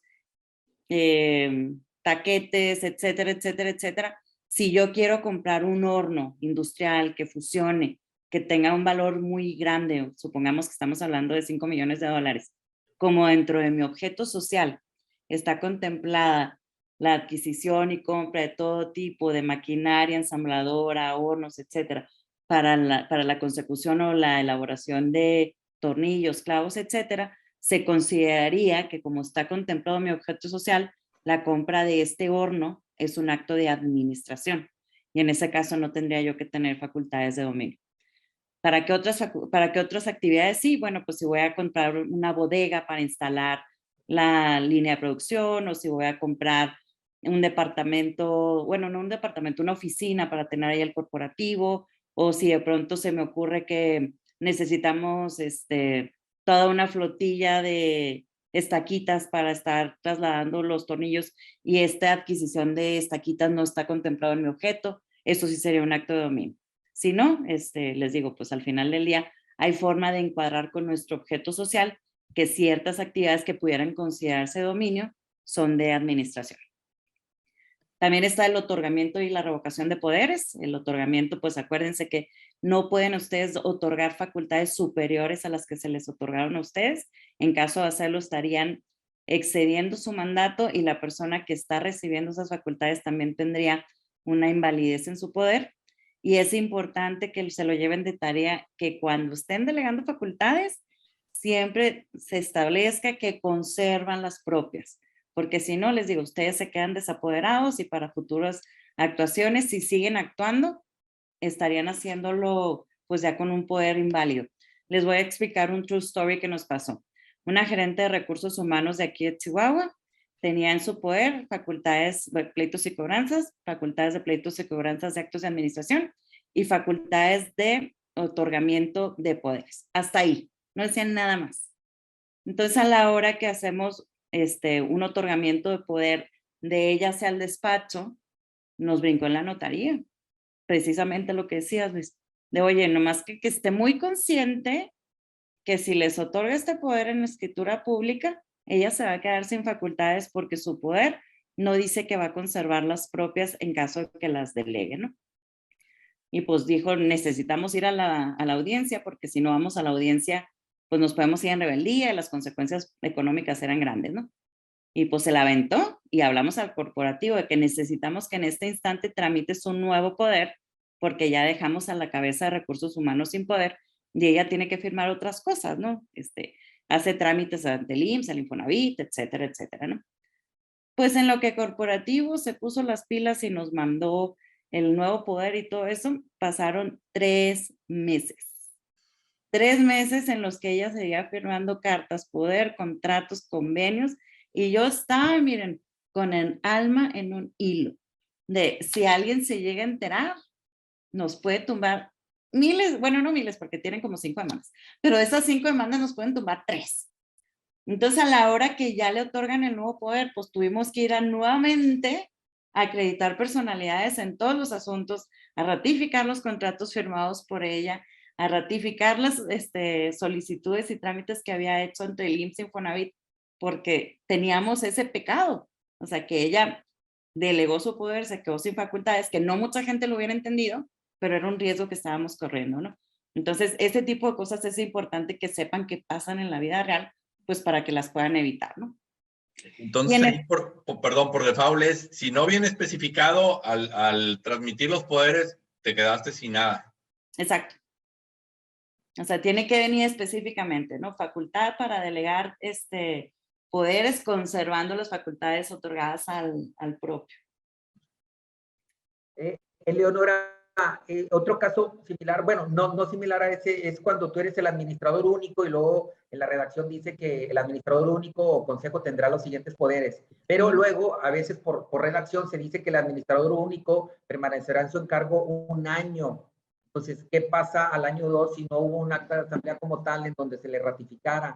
Hemos tenido casos donde pues los terceros desconocen, ¿verdad?, al administrador único a partir del segundo año porque no tenía las competencias, ¿verdad? Y al Siguen en parecer también otra funciones. vez siguen, bueno, en este Sí. caso allí creo que la redacción estaba tan confusa que como que era un acto de, se estaba divorciando el accionista y haz de cuenta que le desconocieron todas las actas de asamblea posteriores porque este cuate no estaba el protocolo redactado en el acta constitutiva de que él seguía en funciones, sino que exigía llevar a cabo una asamblea para su ratificación. Pero es Entonces, que si no obviamente, está específicamente en el estatuto, está en la ley.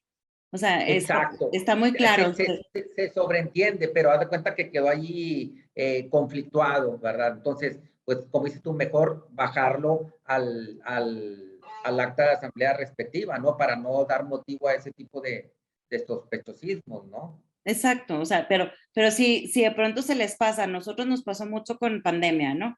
Que sean las empresas, es que pues tenemos semáforo rojo, no puedes reunir más de 3 personas, queremos celebrar asamblea, no tenemos establecido nuestros estatutos sociales que podamos tener asambleas teletemáticas, ¿qué hacemos? Entonces yo les decía, bueno, tenemos 2 opciones, ¿no? Tenemos la opción 1 de patear el bote hasta que cambie el semáforo a que sea seguro por nosotros, o sea, para todo el mundo. O tenemos la opción de hacerla a través de cartas poder. Pero si la haces a través de cartas poder, también hay mucha gente que desconfía. ¿A quién le voy a dar mi poder? ¿Para qué se lo voy a dar? ¿Cuál es la urgencia? ¿Por qué no me esperan? ¿Qué información no me quieren dar? ¿Sabes? Entonces, pues nosotros en muchas empresas pateamos el bote y celebramos las asambleas hasta el 2021, ya que era seguro, que ya había vacunas, que ya no estabas poniendo en riesgo a tanta gente. ¿Qué pasó? Pues los órganos de administración siguieron en funciones, porque la ley establece que si no ha tomado, o sea, que si no se ha asignado un nuevo órgano de administración, independientemente de que esté establecido en el estatuto la duración del órgano de administración, siguen en funciones hasta que los nuevos no tomen cargo y tengan facultades. Entonces, pues siguieron en funciones. Y no pasó nada, digo, porque al final del día, pues está previsto por la ley. Si el estatuto no lo tiene, la ley sí. Eleonora, y digo, y saliéndonos un poquito de este tema, pero continuando con lo mismo, el beneficiario controlador, en tu opinión, cualquier persona que tenga poderes, aunque sean parciales, algunos de los que has señalado, técnicamente sería un beneficiario controlador, ¿no? Porque pues está teniendo facultades para comprar o vender, para abrir chequeras, para pleitos y cobranzas, entonces es un beneficiario controlador, ¿no? Fíjate que para pleitos y cobranzas yo los dejaría fuera porque tienes muchos servicios, por ejemplo, los bancos que contratan despachos para que les cobren la cartera. Pues los abogados nomás están haciendo cobranza, ¿no? Entonces ahí los de pleitos y cobranzas para mí no serían tan relevantes. Los de actos de dominio, títulos, suscripción de títulos de crédito y actos de administración, sí, pero hay que checar si no tienen limitantes. Si tienen limitantes, entonces también yo los iría descartando. Gracias. Muy bien, y bueno, ya la última facultad, así que es como de las más relevantes, es para la suscripción de títulos de crédito. Y aquí recomendación también que se haga mención al artículo 9 de la Ley de Títulos de Operaciones de Crédito. O sea, que Juan Pérez tenga facultades para suscribir todo tipo de títulos de créditos de conformidad con lo establecido en el artículo 9 de la Ley de Títulos de Operaciones de Crédito. Ahí te evitas muchos temas porque si nomás le pones facultades para suscribir títulos de crédito, tanto los bancos como las OFOMES, como las casas de cambio te van a empezar a cuestionar que está limitado, ¿no? Entonces, como recomendación ya en la práctica, pues muchas veces dicen que por la boca muere el pez, aquí en cuestión de poderes es mejor estar más amplio, ¿no? Mel, ¿le puedes dar a la siguiente, please? Bueno, todas estas obligaciones del mandato y mandatario me las voy a brincar porque quiero irme a los true stories. La presentación se las vamos a dejar como quiera. ¿Otro, Mel? Bueno, la pluralidad de mandantes y mandatarios, eso yo creo que les ha tocado verlos muchas veces, o sea, que se le otorgan poderes a Eleonora y a Melissa y a Rosa María y a Juan Miranda. Recomendación, cuando vayan a hacer pluralidad de mandatarios, pónganles IO, independientemente que el texto diga para que lo ejerciten conjuntos separadamente, porque hay algunas autoridades que dicen, tienen que venir juntos Eleonora con Rosa María, con Melissa y con Laura. Oye, pero es que hice para que lo ejercite independiente, conjunto o separadamente, pues yo los entiendo como juntos, porque no está separado por el IO. Entonces ya son recomendaciones de cosas o tácticas de tips de litigio, ¿no? En la Eso, práctica. Eleonora, sucede mucho con el Consejo de Administración, ¿no? Cuando se mal redacta y el tercero interpreta que todo el Consejo tiene que firmar todos los actos porque así está redactado. O sea, es un mandato conjunto y no individual. Y otra vez el notario fracasó en su redacción, ¿no? Y ahí lo que tienes que hacer, por ejemplo, yo lo que tengo de cajón es que al consejo en pleno, o sea, independientemente que sean 20, tienen todas las facultades que les otorga la asamblea. Pero al presidente, al secretario, al tesorero, en lo individual, se les otorgan tal y tal y tal y tal facultad. Ser redundante, ¿no? En la redacción, ¿verdad? Aunque pareciera ahí que ya quedó claro, pero lo puedes redundar y decir que en lo individual tienen los poderes, porque ya también nos ha pasado allí que consejos de administración se interpreta que no pueden actuar de manera individual.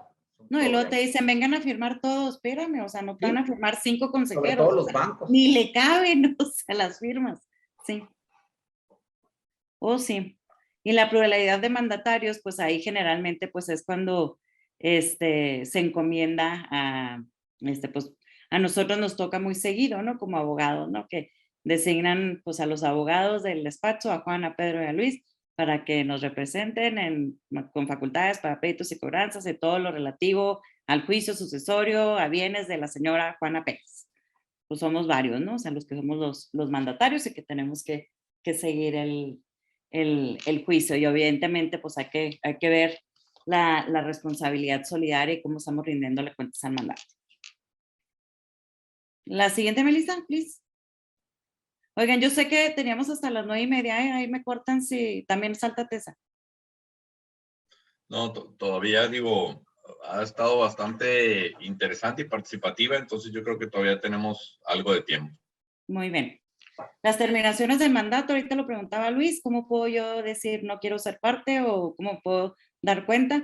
Ya dijimos que ahorita nos vamos a meter al CIGER, pero pues básicamente las formas de terminar el mandato, bueno, pues una es por la muerte del mandante o del mandatario, la otra es por la revocación, otra es por la renuncia, la otra es por la interdicción del mandante o mandatario, por el vencimiento del plazo, por la conclusión de la tarea para la que se otorgó el mandato, y por la declaración de ausencia del mandante. La que sigue, Melissa, please.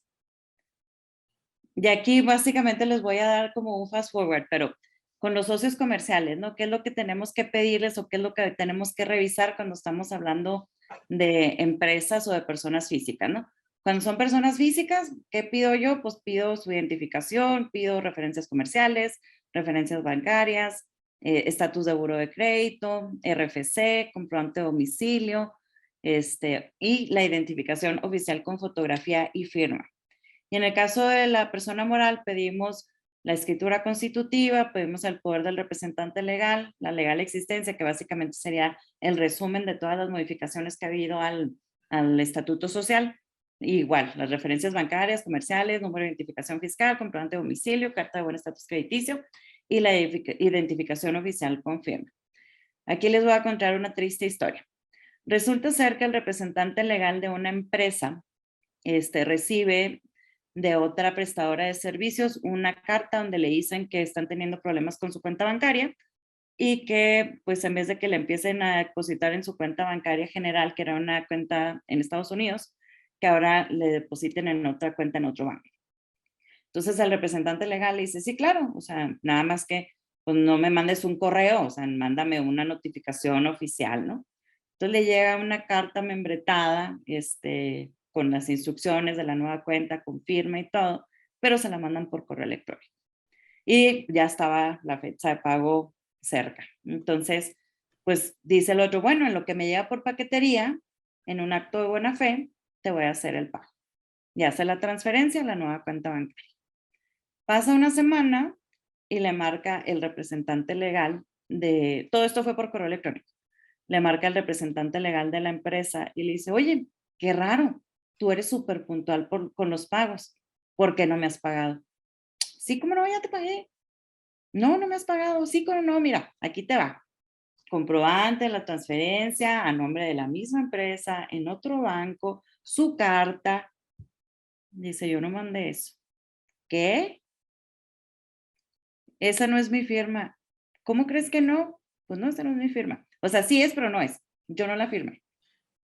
Entonces tuvimos que hacer toda una denuncia penal por fraude, lo que ustedes quieran y manden. Entraron las periciales en informática y pues digo, la gente que es muy buena para este tipo de fraudes brinca las IPs, entonces la última IP que captamos estaba por India, lo que ustedes quieran y manden. Y para la carta lo que hicieron fue agarrar del contrato original la firma del representante legal y la estamparon. Entonces nos queda claro que era gente que estaba en la empresa, que tenía acceso a documentos importantes y les jamaron $300,000 porque el banco, a la hora que le dijimos, oye, necesitamos que nos vengas y nos digas quién vino a abrir esta cuenta de banco, nos dijeron, hay secreto bancario. Entonces, a menos de que un juez lo ordene, nosotros no te podemos decir quién. Entonces, hasta la fecha no sabemos si esos $300,000 están en el banco, si los lograron sacar o qué pasó, ¿no? Pero, pues imagínense, o sea, ¿por qué pedimos la foto y la firma? Porque tenemos que cotejar contra lo que me estás enseñando. ¿Por qué? Porque pasan fraudes, porque pasan engaños. Y la empresa dijo, ¿sabes qué? Me está saliendo más caro porque tuvimos que hacerlo a través de exhorto con abogados de Estados Unidos. Dijo, me está saliendo más caro el abogado de Estados Unidos que perderle el amor a $300,000, ¿verdad? O sea, es una minera. Entonces ya dejamos de mover el asunto. Pero fíjense qué tan importante es que la gente que tenga acceso a esos documentos, que la gente que tenga acceso a los correos electrónicos de los representantes legales de sus clientes y sus proveedores, sea gente de confianza y sea gente que no vaya a estar robando, porque al final de cuentas, pues a lo mejor no se quedó en grado de tentativa y Wells Fargo se quedó con una lanita ahí en su bolsa, ¿no? Pero pasa, ¿no? O sea, entonces, ¿qué es lo que tenemos que hacer? Saber quién es nuestro socio comercial, saber quiénes son sus representantes, saber cuáles son sus valores, verificar que realmente existan, sobre todo cuando están en otros países. Por ejemplo, en las secretarías de Estado de todos los estados de Estados Unidos, ustedes se meten a la sección de comercio y tienen pues, el equivalente al SIGER o al Registro Público de la Propiedad y del Comercio. Y ahí pueden ver cuál es la última asamblea, cuáles son los últimos estados de resultados. Algunos son gratuitos, otros te cuestan, pero el precio es relativamente bajo, te cuesta $10, $15, $20 lo más caro. Mismo caso cuando están tratando de revisar empresas del extranjero, ¿no? Pueden hacerlo con empresas de Europa, con empresas de Medio Oriente y demás. Entonces, bueno, ¿por qué pedimos esto? Por seguridad. Y luego, Melissa, la que sigue. ¿Qué vamos a revisar en los documentos sociales? Que esto ya creo que ya se los platiqué un poquito con las facultades de administración. Primero que nada, vamos a revisar el objeto social. O sea, que realmente el objeto social contemple la actividad, la acción, el producto para el que vamos a celebrar un contrato. Y si dentro de este objeto social, les digo, se encuentra la actividad como la compra, venta de todo tipo de líneas de producción, hornos, ensambladoras, etcétera, pues consideraríamos que la adquisición de los mismos, aunque tenga un valor superior, es un acto de administración. Si dentro de nuestro objeto social, o bueno, del objeto social de nuestro socio comercial, no se encuentra en ningún punto contemplada la actividad, nuestro contrato puede estar afectado de validez. Entonces, cuando tenemos una afectación de validez, pues nos pueden decir que se rescinde el contrato y ahí tendríamos que tener unas consecuencias de daños y perjuicios, más gastos y costas, más pues, lo que condene o llegar a condenar al juez. ¿Qué otra cosa vamos a tener que revisar en los documentos sociales que pido? Las facultades del órgano de administración. Una pregunta, ahorita que mencionas el objeto social, o sea, hay algunos objetos sociales que pues empiezan muy específicos con determinadas actividades y luego ya lo manejan muy amplio. Y pudiera ser que a lo mejor estamos hablando de un tema de arrendamiento y dice, tiene facultad para arrendar bienes o para, o sea, ahí cómo juega, o sea, ¿qué tan específico tendría que ser o con que lo mencione de forma escueta ya cumple con esa parte? El arrendamiento con que lo mencione. Pero, por ejemplo, hay una que le llamo yo la cláusula de cajón, que dice, y todas aquellas necesarias para la consecución del objeto social. Exacto. Y ahí me quieren encuadrar todo lo que no cabe en lo demás. Sí, el embudo. Ajá, a mí ahí sí se me hace riesgoso. Porque al final de cuentas, pues, digo, sobre todo ahora que tuvimos que hacer una modificación sustancial a los objetos sociales con el tema del REPSE, o sea, ya no puedes hacer como uso del embudo tan fácilmente, ¿no? Entonces, sí sería como, hoy, o sea, lo puedes meter muy raspado, pero no te aseguro que vaya a ser exitoso en la eventualidad de que tuviéramos un incumplimiento. Okay. Sí. Gracias. No de nada. Y bueno, las facultades del órgano de administración, pues básicamente tenemos que ver cuáles son las que tiene pleitos de cobranzas, actos de administración, actos de dominio, firmar títulos de crédito, delegar poderes, abrir y cerrar cuentas de banco, porque generalmente quien otorga los poderes de los gerentes de compras o los gerentes de expansión, mercadotecnia, es el consejo y no la asamblea. Entonces hay que checar que las facultades del órgano de administración contemplen las facultades que le vamos a otorgar a quien va a firmar el contrato definitivo. La siguiente, Melissa, por favor. ¿Y qué vamos a revisar en el poder? Pues básicamente que no exceda, o sea, vamos a revisar la legal existencia, que en la legal existencia vamos a tener el historial de modificaciones a los estatutos sociales de la empresa y también vamos a tener la descripción del poder o las facultades de quien está otorgando el poder actual, o sea, el que se está formalizando. Y dentro de las cosas importantes, por ejemplo, en temas de pagarés, es que si no traen la leyenda para firmar títulos de crédito de conformidad con lo establecido en el artículo 9 de la Ley de Títulos de Operaciones de Crédito, todos sus pagarés van a ser inválidos. Ya nos ha pasado. O sea que a final de cuentas, quien los firma fue, les decía el caso a la Contralora, firmando pagarés y yo no los puedes firmar tú. O sea, no tienes facultades para firmar títulos de crédito. O sea, ¿qué más has firmado? Lo me decía, cheques y yo. ¿Cómo? O sea, no tienes facultades para firmar títulos de crédito. Les digo, y en este caso yo soy la contraparte, les digo, yo que me puse a expulgar su poder, la mandé a revisar, o sea, le dije, todas las actividades que hayas hecho desde que te dieron este poder, revísalas y ratifícalas, porque todas tienen afectación de nulidad, y la otra está, ya sabes, y no te estoy cobrando honorarios, le decía yo todavía. Digo, porque si te mando la cuenta, o sea, de todo lo que vas a salvar con esto, o sea, es una lana, es una empresa muy grande. Pero son errores pues, de jurídico. Y ahí, pues, el jurídico no lo vio venir. ¿Qué otra cosa nos ha pasado con los pagarés? Y esto tiene que ver un poquito más con denominaciones. En vez de ponerme, es invento, porque no es, o sea, me ha pasado con otra empresa, pero les voy a poner una común. En vez de que firmara Radio Móvil DIPSA SASB, a través de su representante legal, firmaba Telcel. Entonces, pues Telcel, pues es un nombre comercial, pero no es una entidad. Entonces, ¿cómo le haces para cobrar este pagaré a Telcel? O sea, sí tienes, tienes opciones, ¿no? Tienes un reconocimiento de adeudo o tienes también medios preparatorios a juicio. ¿Qué es lo que va a pasar? Pues que te va a llevar un poco más tiempo poder cobrar este pagaré. Y también tenemos la tercera opción, ¿no? Que es la buena voluntad, que llega Telcel, ay, sí es cierto, se me fue, te lo cambio. Y en ese caso, pues estarías en el mejor de los escenarios, ¿no? Pero en este caso nos pasó, no era Telcel, evidentemente, era una empresa más local. Y dijo, pues hazle como quieras. Yo no te voy a firmar otro poder, tú te atontaste a la hora que te firme el pagaré. Entonces, pues ojo, ¿no? Porque al final del día, pues, ¿qué buscamos nosotros? De, oye, pues vamos a invalidar este pagaré. Pues sí, nomás que no me conviene invalidarlo porque a mí es al que me den dinero. Entonces, pues el otro muy tranquilo dijo, pues, él no puede utilizar a su favor el hecho de que hay un error. O sea, no puede decir, no, este pagaré es inválido, pero yo voy a tener que trabajar el doble para poderlo cobrar. Por ejemplo, esta situación ahorita toma mucha relevancia con el tema del CFDI 4.0, donde para efectos del SAT, la factura debe decir Radio Móvil DIPSA nada más, sin el SADCB. Entonces, o sea, tienes que cuidar que cuando estés en temas legales, cheques, pagarés y demás, pues sí vaya la razón social completa y no, digo, para todas aquellas empresas que lo tengan automatizado y tengan una base de datos para hacer todo esto, pues van a tener que decir, oye, esto es para el SAT, este es para temas legales, comerciales, etcétera. Sí, porque yo si le llego al juez con un radiomóvil DIPSA, me va a decir, eso no existe. Tiene que ser SASB, SAP, SAS, o sea, entonces sí es importante pues que lo socialicen con, sobre todo con los clientes que tienen todo automatizado. La que sigue, por Ismael. Ah, aquí está.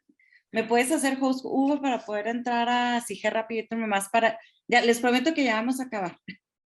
Leonora, en lo que ingresamos, ¿qué opinas de en el contrato hacer un reconocimiento de cuentas bancarias, tanto de origen como de destino? Que a lo mejor ahí se pudo haber salvado el que no una notificación formal de cambio de cuenta bancaria al momento de efectuar el pago que narrabas. Listo.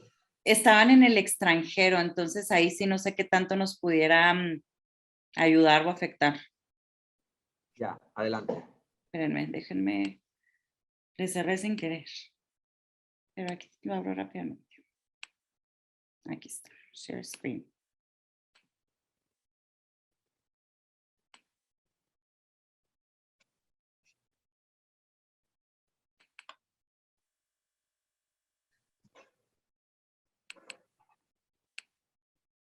Está medio lento, esperen. Ahí está. ¿Ya la ven? Sí.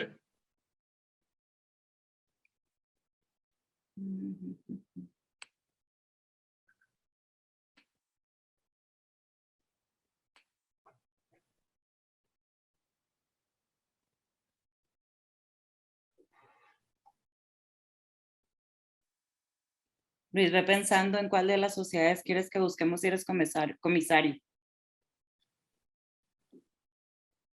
No le digas que va a sacar toda la lista y aquí no la vamos a pasar. No, me tengo que ir a una junta, así es que... Ay, pero está muy lento, no está agarrando. A ver, ingrésate. Ahí está.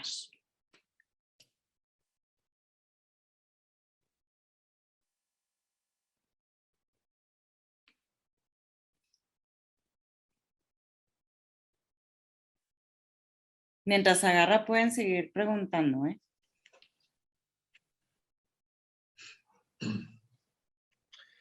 Y ahorita, digo, que mencionabas con el tema de los poderes para firmar cheques y demás, o sea, ahí donde entraría, o no sé si tengan que ver el tema electrónico, y tema electrónico me refiero quienes realizan pagos con tokens y demás, o sea, si deberían tener facultades para hacer esa cuestión, porque o sea, a lo mejor yo soy el representante, tengo todos los poderes y saqué los tokens, pero pues yo se los pasé a mi asistente a que haga los pagos de bancos. Ahí el responsable sigue siendo tú. Y sí pasa, o sea, nos ha tocado otra true story, por ejemplo, teníamos a la que era auxiliar de contabilidad. Entonces lo que hacía ella es que pasaba las listas de pagos programados de le tengo que pagar a proveedor 1, 10,000 pesos, a proveedor 2, 7,000 pesos, a proveedor 3, 20,000 pesos y así, ¿no? Entonces a la hora que pasaba ella esta información, la pasaba, digamos, le identificado quién era el proveedor, su cuenta, pero a la hora de subir al portal, en vez de poner las cuentas de los proveedores, ponía su propia cuenta. Entonces, pues ella estaba recibiendo un chorro de dinero. Y pues a la hora que tratamos de hacer la denuncia y hacer también pues el reporte en el banco, pues el banco nos dijo, es que los tokens son personales. ¿Por qué se lo prestó al asistente? Lo debe de tener la persona a la que está ligado el token. Entonces, penalmente hablando, no pudimos proceder con el tema del token porque pues nos hubiéramos echado a la gerente de contabilidad. Entonces, pues, ¿qué aprendimos? Que al final de cuentas hay que sacar subtokens, aunque sea más engorroso, para que las personas suban lo de las transferencias, pues. Okay. Pero sí, o sea, son personalísimas. Entonces, si tú se la pasaste al asistente y el asistente hizo un error en depositarle a alguien más o hizo un depósito a un familiar o lo que tú quieras y mandes, el responsable sigue siendo tú el dueño del token. Ok. Se me cayó el CIGER, ¿por qué?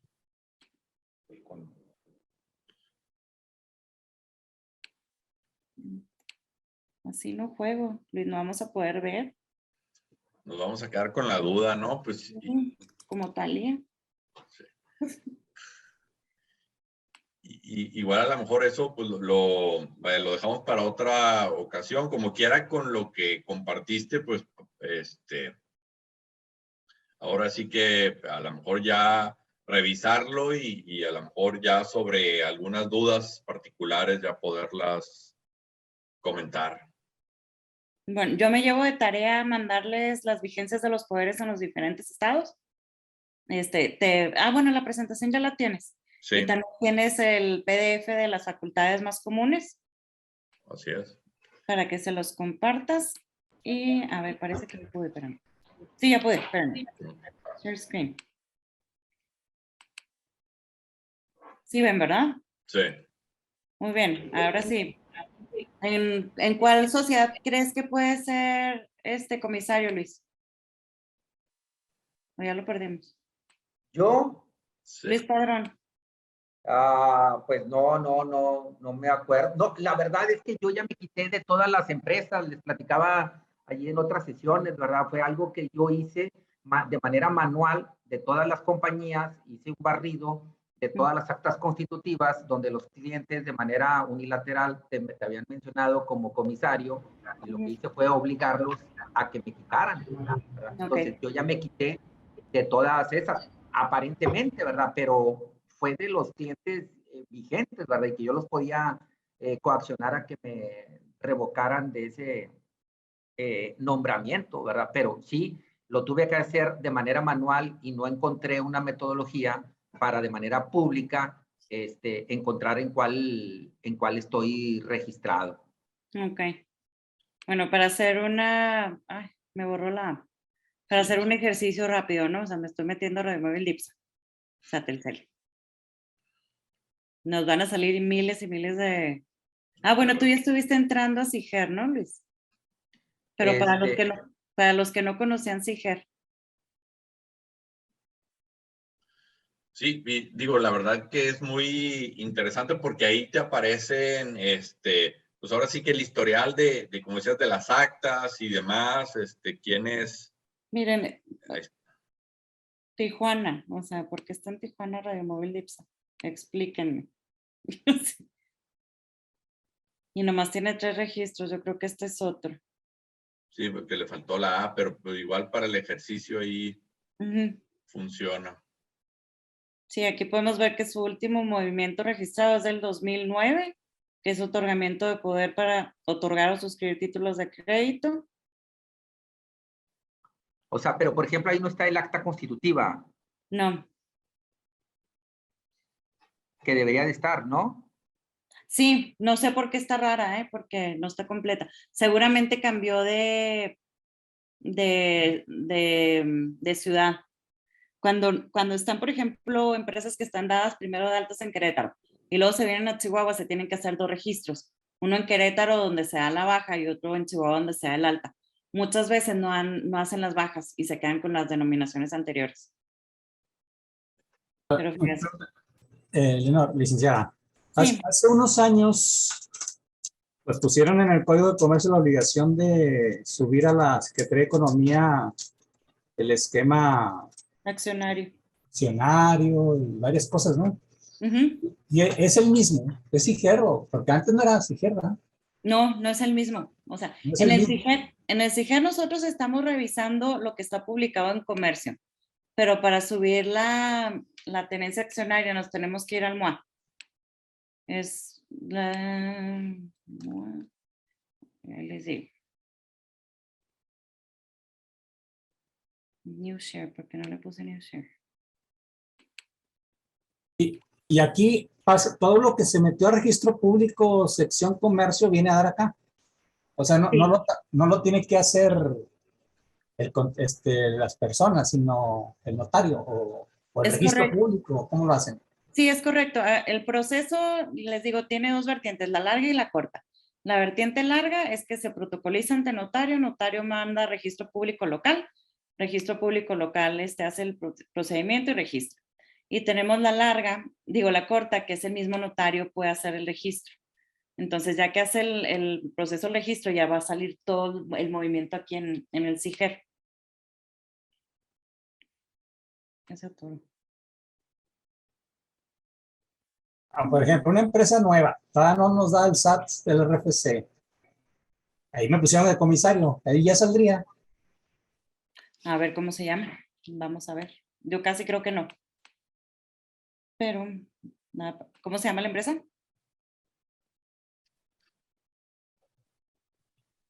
Ay, está todo. O sea que probablemente no esté actualizado, o lleve tiempo en actualizarse ahí la información. Lo que pasa es que, a ver, Eleonora, ahí veía que también hay consulta pública de persona física, Sí. o sea, también se suben los actos de personas físicas. no, son de los socios o accionistas. Acuérdense que esto es comercio. Sí, por eso no me hizo clic. Ok, entonces, si yo busco una persona física, ¿qué voy a encontrar? ¿En qué empresas es accionista? Ah, ok. Lo puedo buscar a la inversa. Busco a Juan Pérez Pérez y ahí me va a decir que Juan Pérez Pérez es accionista de tales empresas. Ujú, Tal y como si estuvieran ante registro público de manera física. ujú. Voy y busco la persona física o voy y extraigo el acta de la persona moral. Sí. Ya. Román, ¿me puedes compartir el nombre de la empresa?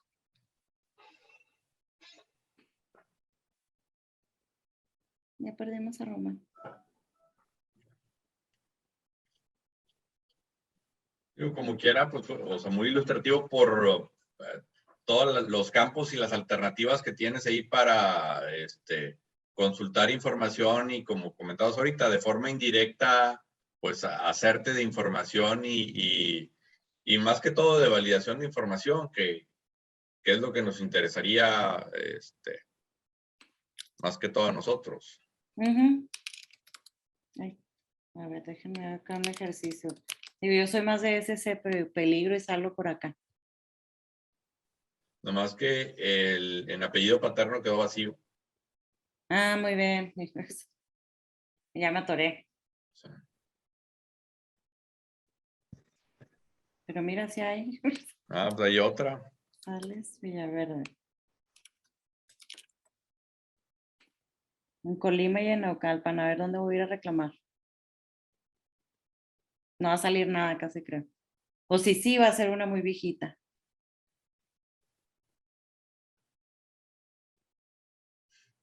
Y las empresas que se constituyeron hace antes del CIGER, ¿también aparecen ahí?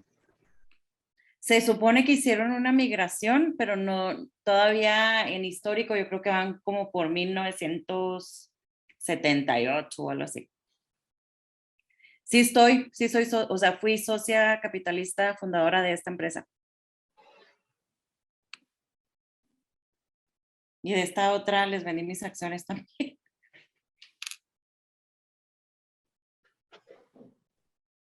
Y de la segunda también. Sí, de la segunda fue por estrategia porque los accionistas eran de Europa.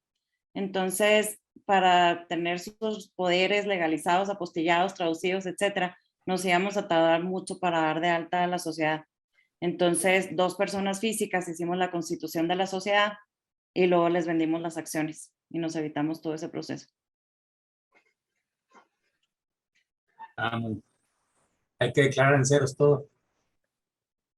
¿A mío? No, del SAT, me imagino. La segunda no tiene ingresos ni nada. No, de hecho, no duró mucho porque justo llegó pandemia y la disolvimos y la liquidamos. O sea, fue más el show que el... Sí, pero aquí sale, mira, González Villar de Leonora, una acción, un peso. Perfecto. Listo. Bueno, chicos, pues si quieren hasta aquí le dejamos, ya tuvimos la versión teórica, la práctica y la de chisme. Y cualquier duda, comentario, con muchísimo gusto, pues a través de Hugo, o de Luis, que los dos tienen mi contacto y se los puedes pasar también a todos sin problema. Y espero haya sido ilustrativo y les haya resuelto algunas dudas y si tienen más dudas, pues con gusto las ampliamos. No se creen, las resolvemos. Muy bien, muchas gracias. De nada, Román. Gracias, Lick, todo muy, muy claro y felicidades por su exposición. Gracias. Pues muchas gracias, Eleonora, por compartirnos este tiempo y aterrizar estos temas que en la práctica son muy habituales para nosotros, pero sí pasamos por alto. Créeme que para nosotros de pronto también nos llevamos sorpresas, sobre todo en temas del SAT. O sea, que nos sacan cada miscelánea de, otra vez. Pues si no hay alguna otra duda o comentario, con esto concluimos la sesión del día de hoy. Sí. Muchas gracias a todos. Perdón, Ya, Hugo, nada adelante, más, ¿puedes imprimir el chat? Perdón, que no me deja imprimirlo. Sí, es que le pasé el host a Eleonora para que pudiera, si me lo puede regresar para Ahí voy, para. guardar aquí el chat y Listo. Eleonora, pues muy gráfica e ilustrativa tu presentación. Muchísimas gracias por compartirnos tus conocimientos y pues tu experiencia ahí profesional. Creo que fue, en lo que a mí respecta, muy, muy ejemplificativa y vamos a tomar nota de ahí de todos los contenidos que nos estás compartiendo de manera adicional.